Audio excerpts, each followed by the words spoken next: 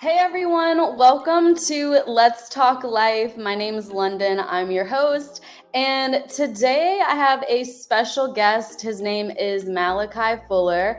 He is the founder and CEO of Hyyer Creative Consulting, which is a full service creative agency that specializes in targeted content development, marketing, and strategy for creative entrepreneurs, brands, and businesses rooted in Millennial and Gen-Z culture. In 2015, he ventured to Los Angeles to pursue his entrepreneurial journey. He also is the co-founder of HS Luxury Rentals, which is a Black-owned luxury car rental service for high-end clientele in Los Angeles. Malachi has worked with brands like Revolt TV, Disney, Warner Music Group, Sephora, as well as influential people like Cardi B, Kevin Hart, Jesse Williams, and so much more. So I'm going to welcome Malachi to the show. I'm excited to have you. So I invited you on the show because I'm really impressed by your drive to pick up and move to LA to pursue your entrepreneurial journey. Did you always know what you wanted to pursue? Definitely not. Definitely not. I remember one time. So when I was in college, like my pursuit was criminal justice. I was pursuing a criminal justice degree, and I was still figuring out what I wanted to do with that. Mhm. It was unclear to me at that time, but I knew like I always had an entrepreneurial spirit, and I came from an entrepreneurial family. Like my dad's an entrepreneur, all my uncles they have their own businesses, and like just seeing everybody grow up in that route. So like I always had that like built in me, Mhm. and so growing like in that and understanding that space, like while I was in college, I started a business called the Higher Life. It was a clothing line, and so that was kind of like the start of my true entrepreneurial journey. And then from there, like that kind of turned into Higher Creative from there. And so I've always had that mindset, but didn't always know like what the trajectory or what the career path would look like. So Cool. So, when did everything shift for you? Like, you went from criminal justice major to then your business that turned into now this consulting agency. So, when did that shift happen? so I would say like it hasn't been a direct like there was no like one pinpoint moment. It's always been a gradual thing. Like everything that is today is something that like gradually took place and like I've adapted to and molded to and like grown into myself. Mhm. Even with like the transition from the Higher Life, which was a clothing line, to Higher Creative, like everything from the Higher Life that I enjoyed, which was like the branding and the campaigns and creating the marketing and the pitches and the content and design and doing all that for the clothing line is Mhm. what I do now. And I realized like that's what I really enjoy. That's where my passion lied and doing that, helping other people do that as well. And so that's kind of how Higher Creative came about and transponded was just my desire to continue to be creative even outside of the realms of fashion, and me also understanding that I have a eye and an interest in pop culture, specifically through a black lens and telling those stories. That was always something that I was interested in, and so mirroring the two, merging the two, while also being able to help businesses tell their stories and brands and creative entrepreneurs like get their feet off the ground and like growing their crafts. That's what brings me joy, and so Mhm. realizing that kind of spiraled me into the business that I have now, which is Hire Creative, which is really like my passion business. And Mhm. then, like I said, having that entrepreneurial nature and that entrepreneurial spirit. Like I was 10 years old watching cars outside with a car wash sign, like washing cars. You know what I'm saying? So like just Yeah. having that spirit always in me, like that those merit partnering those two together, like that's what really like transpired and inspired my journey. So.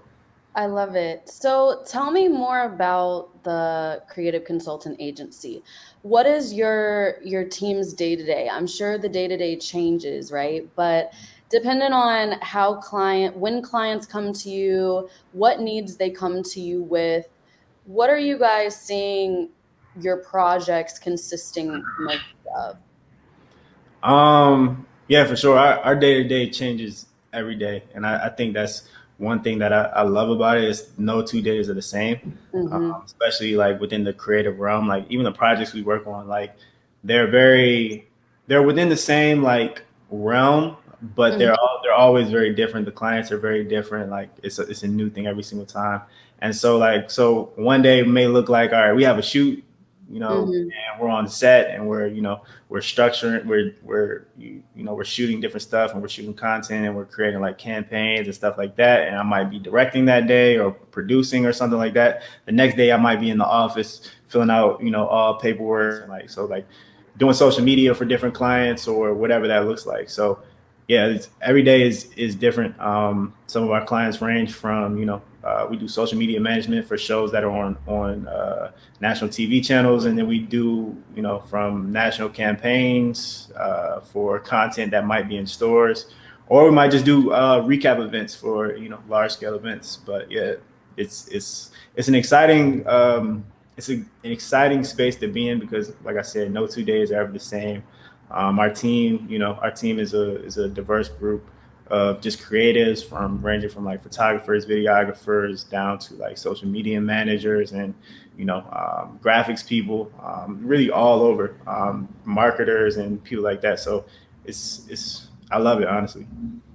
And I'm sure your team is really excited and passionate to work for such a space where they can really go into work and do anything. What kind of feedback do you get from your team about the environment and the culture at your agency? For sure. Yeah, I think they love it as well. I think the excitement is drawn from being able to one work on the type of projects we do. We work on a lot Mm-hmm. of like projects with like A-list celebrities. Work on a lot of big name campaigns that get seen, all over and that have like high impact within like the cultural grounds. And I think that's always been something that was important to me, is making Mm-hmm. a statement and telling stories on a large scale within the culture that we were raised in, Mm-hmm. to help build and shift and raise that next generation and tell stories for them. And so I Mm-hmm. think our team is aligned with those goals, and like it's just exciting for them as well.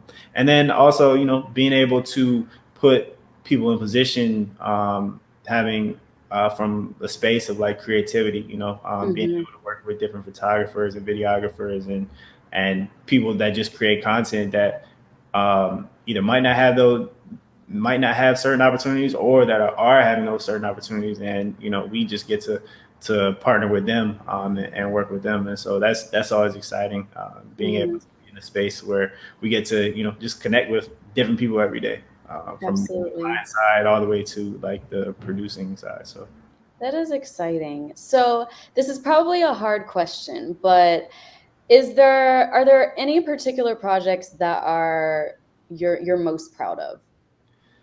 um I yeah, yeah. I take on every project with the mindset of like I don't want to do any project where like I don't feel like there's love in it anymore. You know what I'm saying? So if Yeah. I don't feel like it's something I can be proud of, at the end of the day, I don't want to do it. Hmm. But to narrow it down, I think some of my favorite projects, we worked on a couple projects where it's involved like scholarship and giving back, and seeing those people. Like we've done a couple campaigns for scholarships. We partnered with this company called Scholly, where we got to create content centered around them giving away scholarship dollars to people that are in need of it, for whether it's scholarships or student loan forgiveness. And I'm partnering with celebrities to do that. For example, one of the calls we had Yara Shahidi and Jesse Williams giving away loan forgiveness, and just seeing the people's hearts warm and seeing them cry Mhm. on the phone, and just seeing what that meant to them, and Mhm. knowing that we're helping cement that in time and tell that story. Yeah.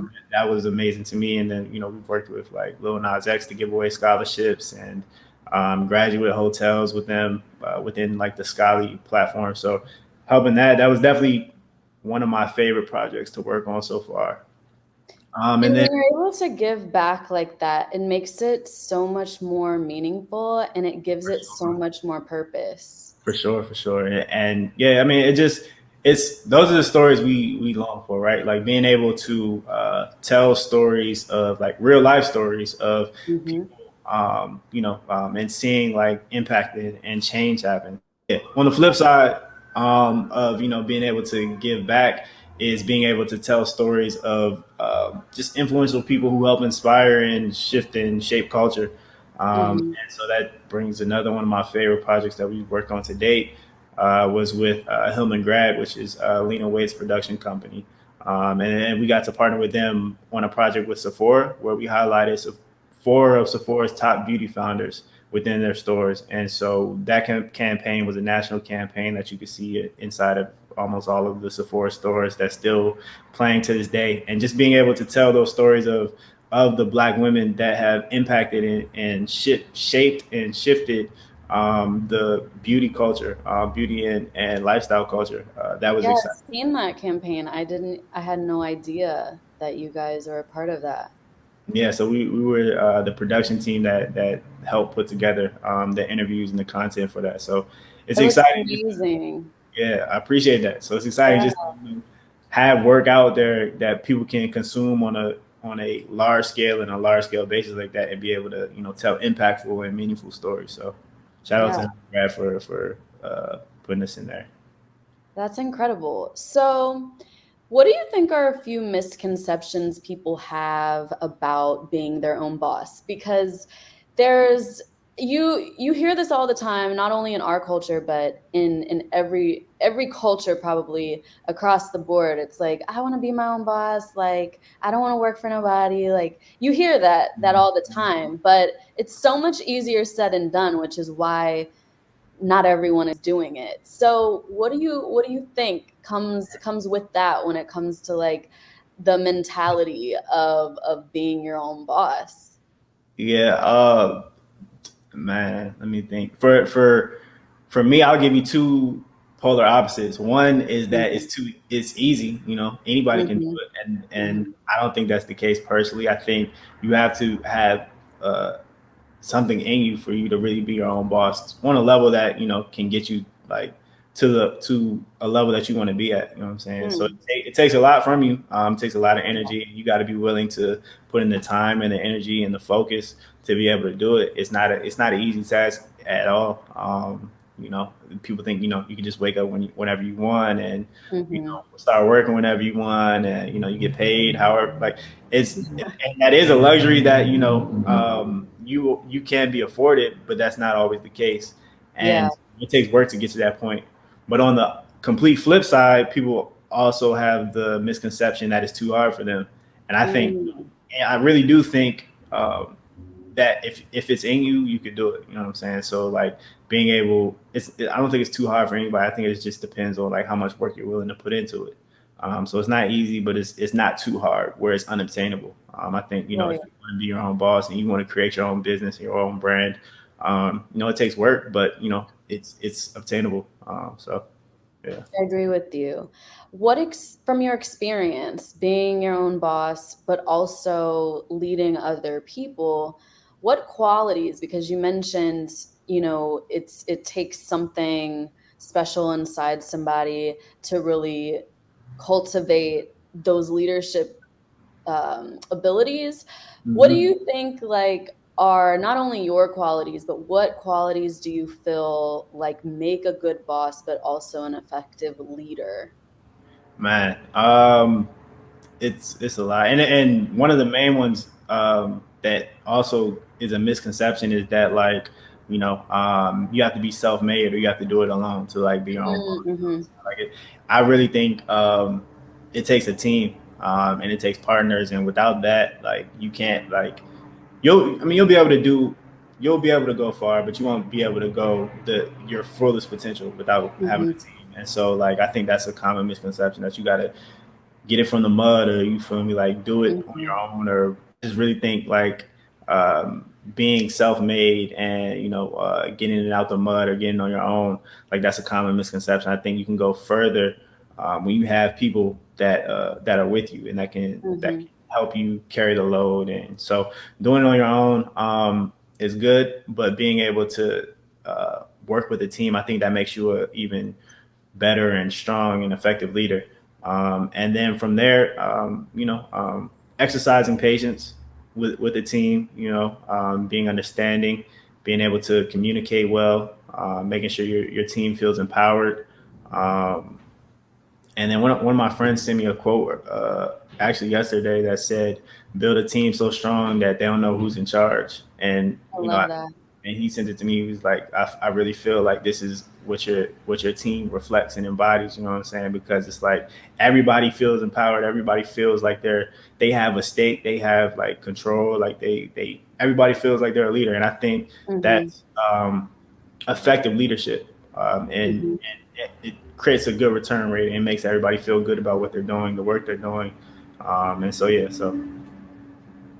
To add to that, I think what makes an effective leader is someone that wants it for the right reasons. Hmm. Usually, the best bosses are, from my experience, have been the people that don't necessarily care if they're the boss. They don't care about the title. It's like, hey, like you said, I'm only as great as the people around me and the people that are supporting whatever project that is happening, whatever project that we all have the same goals for. Hmm. So if I feel like I'm the boss and I feel like I don't need you, Right. that's not going to make people feel supported or needed or valuable. And I think the best bosses that I've had are the people that make me feel needed and make me feel like I'm valuable to the space.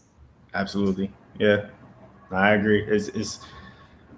It's definitely I've worked on teams where the boss makes you feel like they're a dictator and they're a boss, like they Hmm. want to be felt, their has to be felt. And I've worked on Yeah. teams where the boss, they get in the mud and they get down with you, you know what I'm saying. And I feel like, and what I've seen just from my mentors and people like that, is those teams are the most effective. Those teams, they last the longest, you know what I'm saying. They Hmm. have the longest clients that return, like that energy Hmm. can be felt. So I definitely Yeah. agree with And people want to work, you. like Yeah, yeah. there's People want to nothing come to like work. having a team. Like you could have 20 people, but if 15 of the people don't want to be at work, it's not very sufficient. Exactly. Nah, for sure. I agree. So, for the person that sees you and is inspired by your story, but feels like what you're achieving is unattainable or maybe out of reach for them, what advice would you give somebody thinking that? um, Advice I would give to them is figure out what your end goal is, for one. Hmm. Like figure out, I mean, and as you go, that might shift or change, but Hmm. create smaller steps from that end goal that can lead you there, and then target each step one at a time. You know what I'm saying? Like everything doesn't have to be like, oh, go for the goal right away. You know what I'm saying? A lot of Right. times you just got to start. You know what I'm saying? Hmm. Really, just it boils down to you starting, and whether or not you start off strong, or whether or not you start off one thing at a time. Like the goal is to just start. And then I would say dream bigger, or dream your biggest, and figure out what you really want. Because I think a lot of times we doubt ourselves. Hmm. We hear something and we see somebody else doing something, and we don't understand like the legwork that it took to get to that point. You know what I'm saying? Like Yeah. for me, it was 6 years ago when I had the clothing line, the Higher Life, and that developed into what it is now. But You know what I'm saying? Everybody might not see that long journey. Some people might just come on the end and think, oh, okay, he really built this up. Like it's really obtainable for anybody. But like I said, it's not hard. It's not too hard, but it's not easy either. So pinpointing what it takes to make those small goals happen so that you can make the larger goal take place. And then also just dreaming your biggest. Absolutely. And I think the small goals and the baby steps that it takes to get to your goal is it could be as simple as writing down the 10 things that you have to do that week, right? I like to say if I'm overwhelmed, I write down everything I feel like I need to do or feel Mm-hmm. like Right. that's overwhelming me. And when I write it down and actually see it on paper, it's like 5 things I have to do. And I'm like, Yeah. girl, we really don't have to be overwhelmed. Like we can really Yeah. break this down day by day. But I think when it's all in our head and we have on top of everything else we're dealing with or thinking about, when you think that you have so much to do and it's so far from reach, it makes you so lose focus when you don't see the vision and when you don't see it on paper what you actually have to do. So that's always my advice to people that are either overwhelmed or feeling uninspired by the idea of something. It's like, just write it down, because once you get it on paper you find it's actually so achievable. There's power in writing down your goals and your visions and what you have to do. Like it's power in to-do lists. Yeah. Being able to write it down, like you said, like keeping it in your head versus like writing it down. Hmm. Once you write something down, like you look at it and you're like, all right, this isn't. It's really not that much. Or once you even start the first things, or like you get done the list, you're like, dang, like what I thought I had to do in a day, I did it in 3 days, and Uh-huh. I'm still in good progress. Like I still got Right. it. You know what I'm saying? So Right. yeah, I agree. Right. And it helps you pace out your tasks because like you said, it doesn't all have to be done in one night, as long as you have that vision and you can be organized and have some structure in how you're going to get there, it's not hard. It's not hard, It's going to take work, but Yeah. it's not too hard. But it also takes someone to be self-aware enough to be like, hey, I Mhm. actually need a list.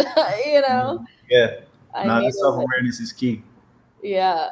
So when you're not working, how do you balance life so you don't get overwhelmed, or also so you don't have thoughts of just like, okay, I can't do this, or I'm just gonna stop. Yeah. I mean, I think for me, right, it's a ever growing, it's a forever task, right? Hmm. Because um as you grow, like the tasks become even heavier. And so you still have to figure out new ways like to refresh and rebalance and stay grounded as things happen. And so I think for me, unplugging is essential. I've come from a workaholic background, and that's just what I love. And but up until recently is when I realized like, yo, this is unhealthy. This isn't the best way to live. And I think I realized that most during the pandemic, when like I was working from home, and Hmm. I was starting to realize like, yo, there's really no separation from Yeah. work even now that I'm at home. You know what I'm saying? Like Hmm. I'm working from home and I'm working, 18, 16, 18 hours, going to sleep, waking back up and doing the same thing. Like I'm just sitting there. Like I have to unplug and I have to create a work-life balance. And so I think, unplugging, for me, I like to be around like-minded people who are also like within the same, maybe not doing the same thing, but with understand the same work ethic that it takes. So that way, like we can create balance in each other. Be like, hey, bro, like, yo, you've been working like 5 days. Take a break. It's time to, let's go out, let's hang out. And so being around friends and mentors that can keep you grounded in that sense. You know what I'm Yeah. saying? Um, when you go through those tough times, and then just being able to communicate with people, like being able to really talk to people about how you're feeling, how work may have you like overwhelmed or how you're doubting yourself. Like, and I'm grateful to be able to um, put that weight sometimes, and not necessarily the weight, but be able to weigh in on my friends and tell them how I'm feeling. And so I think, having people, like-minded people around you that understand those things, and can be there for you is essential. And tell people about how you're feeling and where you're standing and where you come from. I think that's essential, just because those are the people that can keep you grounded, especially during the tough times. I think that's really important too. And I think there's so much power in just doing a gut check with your friends, especially your entrepreneurial friends, because there's there's really no, I mean, there's plenty of books out there that people can read, right? But everyone's journey is different and everyone's business is different and the business needs are different, and what one person can do with their business and with their balance of that work life may not be the same for somebody else. And I think it's really important to have people that can tell you, hey, you need a break, you need to rest. Exactly. And also, I was just telling one of my friends this the other day that is an entrepreneur. She was just like, I am so burnt out. I'm so stressed, and but I know that I have so much sacrifice that has to come with this. And I'm like, yeah, but how much is too much sacrifice? Mhm. Like you hear all the time when you're an entrepreneur, you have to sacrifice, you have to, just, work until you can't work anymore. And I just don't think I don't think it's healthy, first of all, but it's also not sustainable because you can work yourself ragged, but if you're not able to sustain it and you have no one else to support you, how long can you actually do that? And then Exactly. also you get worn out really quickly and you start to not love it anymore and you start Yeah, to forget your why. I always say this, I'm like, if I'm losing sight of my why and I'm no longer excited about what I'm doing anymore, overall, you have your moments, but overall, if I'm no longer happy with what I'm doing and I'm losing my why and the end goal where I'm supposed to be living life and enjoying the people around me and my loved ones, if that's no longer happening, then we've lost sight of, what we're doing this for. for sure. Nah, 100%. And that burnout is real. Like that Yeah. burnout is real. And it was even times this year like I felt like the burnout like coming. And I've Hmm. experienced that. And then people on my team just experiencing burnout. And so like really like tackling that head on from a place of like, all right, we need to take a step back. We need to Hmm. relax. We need to find what our space is outside of work, because a lot of creatives, but also a lot of creatives and a lot of business owners, their safe space is work. So they Yeah. work all day because that's their safe space. They feel like, oh, like this is my craft, this is what I'm good at, this is what I love. Yeah. But too much of that can also be a bad thing. So finding your safe space like outside of work, and outside of like what your passions are, so that when it's time to pick your head up and not bury yourself in work, you know what that looks like. And so Right. that's been an essential lesson, especially during the pandemic. So Yeah. Do you have any quotes or sayings that you live by? yeah, for sure. The one I'm currently living by, the one of my favorites it's super simple. It's just control the controllable. Yeah. Life offers and presents itself so many uncontrollable, situations that you might find yourself in. And so like there's this quote like, something happened. Can I do something about it? Should I worry? No. If you can do something about it, you have nothing to worry about. If you can do something about it, you have nothing to worry about because you can control it. So Mhm. just being in a space of like, accepting of life, but just being in a space where you can also like realize, things that are outside of my control, I shouldn't stress over. Like I shouldn't, Mhm. concern myself too much. Just being able to stay grounded in those times. And then if I can control it, I shouldn't, also worry about it. A lot of things don't go as planned. And working with the agency, a lot of things don't go as planned. So just being able to be in that space of, um, handling what you can control and leaving up to God what you can't. And then another one of my favorite quotes, well, I say favorite, but it's have your years earn revenue. And that's what Hire stands for, Hyyer. And that's the question is, Oh, it's have your years earned revenue. And so that's what I came up with when I came up with the clothing line, and that's what Hires always stood for. And for me, that's been kind of like a life mantra wow. and a Hmm. life question that I ask myself on a consistent basis because. At the end of the day, whatever revenue is, the revenue is that you're collecting, whether that's financial, whether that's mental revenue, whether that's spiritual revenue, like whatever you're filling yourself up with, and collecting at the end of the day through your years, just making sure that the years have earned their worth and their keep. So just that's a constant reminder to me. Like, am I pouring into myself from a financial standpoint, from a spiritual standpoint, from a mental capacity, physical, just all around, like building wealth within myself and within the people around me. So. I love that. I didn't know that's what it stood for, but I Mhm. love it even more now that I know that that's what that means. Hey, I'm It glad. I'm brings glad. you back to your why, right? It Exactly. brings you Yep. back to why you're doing what you're doing. Hmm. Yeah. That's incredible. Yeah. So, are there any projects or collaborations you want people to keep an eye out for, or you want us to support? Man, projects. Well, I mean, if you go into Sephora, look out for the Hillman Grad Sephora project. That's one that we're really proud of right now. Outside of that, I think we're things are pretty quiet right now. We're in a building space. We're Hmm. getting ready, prepping for 2022, and just staying grounded, looking forward to what this next year is going to bring.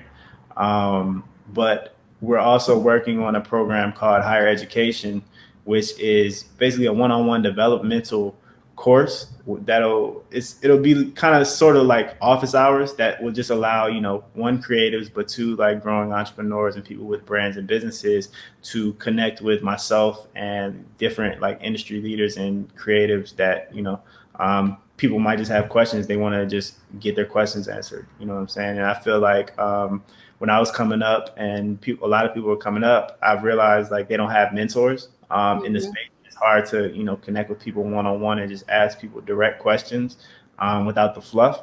And so I want to create a safe space for just being educated within the space of that. So like whether you're a photographer that needs like to just sharpen your skills, or whether you're a business owner that you just don't understand digital marketing, like, and you want help. I just want to create that space. So it's called Higher Education. That should be dropping later this year. So we're excited about that. That's incredible. One of the best things that could have ever happened to me is having a mentor and a mentor that looked like me. And I Same. saw her in really great, powerful positions in terms of work and career. And I think that's so powerful, especially for the Black community to see that and to hear that. So I'm excited about that for you. Yeah, definitely, definitely. Yeah, and I would say like without the mentors that I've had, like I wouldn't be where I'm at today. And so Yeah. I'm super grateful for that. And so this is kind of like my way of starting to figure out how to give back within the space, Hmm. and then helping others do the same while helping others like learn more. So super Absolutely. excited about it. Awesome. Well, I'm excited about everything you're doing, and I'm like on the sidelines cheering you on, watching everything you're doing. So I'm so, so, so excited for the future of Hire and your other endeavors and projects. And if there's ever anything I can do to continue to support you and share what you're doing, please let me know. And please let us also know where we can find you and find Hire on all your socials and stuff like Okay. that. You can find me. My socials are Malful, so MAL.FULL. And then if you're looking for our business page, Hyyer Creative, Hyyer spelled Hyyer, Creative, Creative. And yeah, check us out. Give us a shout if you need something. If you're just looking for a consultation or just help. Like we're all about helping new creatives and new businesses really find their lane and stuff. So. Cool. And I'll make sure to put all of the details that you just shared in the description box below so everybody can easily find you and easily find Hyyer. Thank you so much, Malachi, for joining me today. I'm so excited that you came. Hey, I'm grateful to be here Cool. Well, thank you, and we'll talk soon. for sure. All right. Episode. If you want to find out more about Malachi and the amazing work that he's doing at Hyyer Creative, make sure you check out the description box below and follow him, support, and watch everything he's doing because he is one to watch. Him and his team are doing amazing things. So thank you so much again for joining this episode of Let's Talk Life with London, and I'll see you on the next episode. Bye.